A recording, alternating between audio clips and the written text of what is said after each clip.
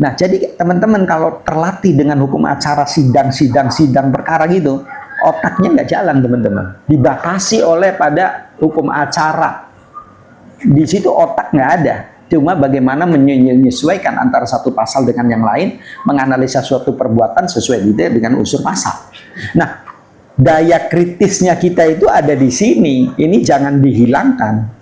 Kalau kita sebagai praktisi pegiat hukum hanya sibuk beracara, boleh itu. Tapi ini jangan lupakan. Makanya saat membuat pledoi gugatan itu aspek filosofi aliran hukum itu mantap kalau dimasukkan. Selain pasal-pasal, masukin teori-teori hukum yang mendukung. Karena fungsi dari teori ini, teman-teman, apa itu? Membantu menganalisa sebuah kasus. Jadi tarikannya harus, konsepnya harus dapat. Jadi dapat menganalisa.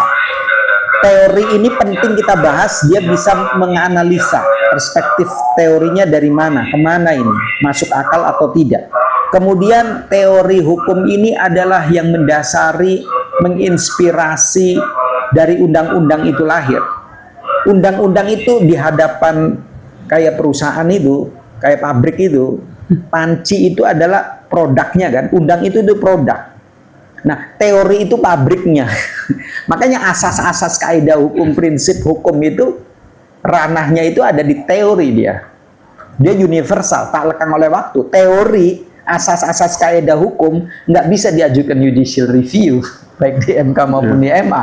Dia tak lekang oleh waktu. Tapi kalau undang-undang yang berlaku pada suatu negara dulu dapat di judicial review, disesuaikan dengan perkembangan. Nah, inilah pentingnya Anda investasikan pemahaman hukum secara konseptual, secara teori, tak lekang oleh waktu. Investasi yang terbaik itu apa? Investasi yang terbaik adalah kesehatan otak, investasi kecerdasan, investasi pemahaman.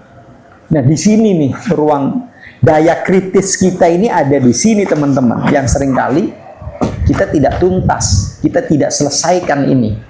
Hanya ngawang, ngambang, pernah dengar, pernah tahu, tapi selalu menepis kita. Beri kesempatan, ruang, waktu, sebagian hidup untuk fokus ke sini.